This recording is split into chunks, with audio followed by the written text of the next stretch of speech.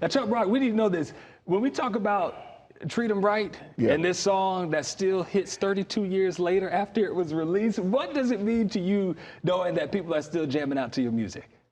It just means that me and my cousin, Hitman Howie T, when we were in my aunt's basement making this record, clearly the moons were aligned, you know, because you just don't know when you're going to have a hit, but you never know when you're going to have a classic. Yeah. And but it's the people that made it a classic. It's the HBCU community that made it a classic.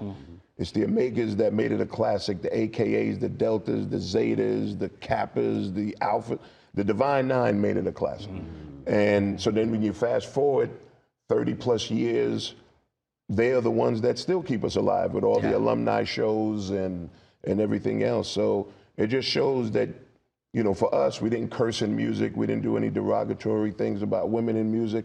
And it showed that you could still make a classic without those elements in there. Wouldn't that be something to hear more music like that on a day? That'd be something to hear more music like that. What is one thing that you could leave with people who maybe are in the music industry, in the hip hop industry, about what it means to create a timeless classic? Obviously, you don't know it's going to be timeless until you get some years down the road. It's the people that make that.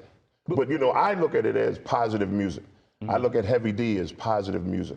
I look at Gangstar as positive music. I look at a lot of these artists that their music was going to last forever. Rob Bass, Dougie Fresh. None of these records have cursing and all this other kind of stuff in it. And it's still here, and it's the major music of our year, especially 50 years of hip hop. We've shown that we can sell out stadiums and everything without any of that kind of discussion and that kind of language. And that's what's going to be part of the symposium tomorrow. It's going to be a conversation of the state of hip hop.